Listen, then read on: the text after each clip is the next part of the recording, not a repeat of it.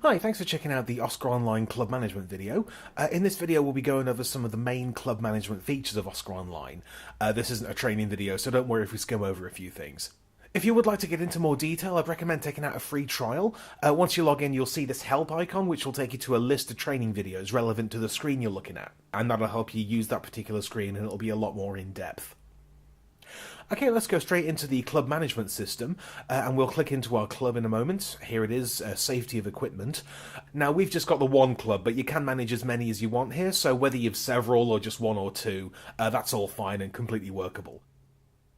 So let's click through here and take a look at the club overview with your basic information, and here it says 9 members and 9 users. Now, a member is defined as a single entity that pays the bills, so a company for example, and within that company there might be, say, 10 people who are also club members. So those individuals would be defined here as users. So one company with 10 people will show as one member with 10 users. But we've kept it simple here for this example, just 9 members and 9 users, so let's go into mail the members here.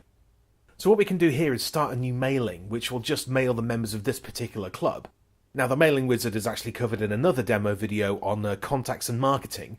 So let's just skip through and look at these 3 extra fields here, where we can decide whether to send to trial members or paid members, or both, renewal contacts or just users, or both, and current or historic members, or both. So there's just a few extra fields on top of what already exists in the mailing wizard.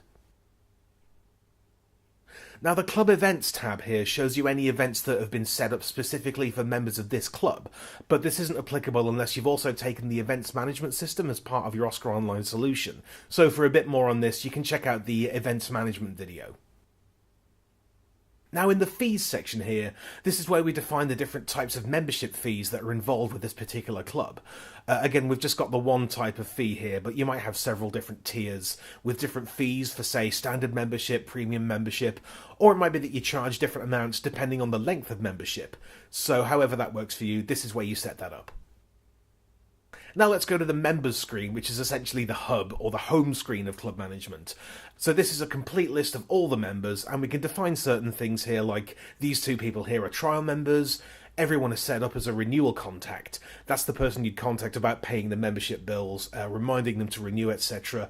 The membership scope of all these is defined as company, that is to say the company itself is the member.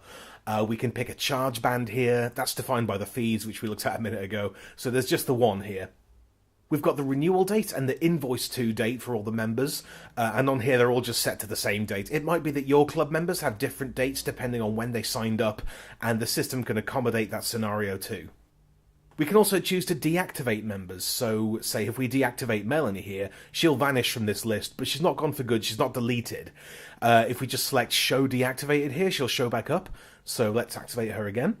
So that's useful if you want to show members that have lapsed, but still keep them on the system, so you can perhaps contact them about reapplying, whereas if you click the red delete icon over here, that'll remove them from the club altogether, and this is where you can do that.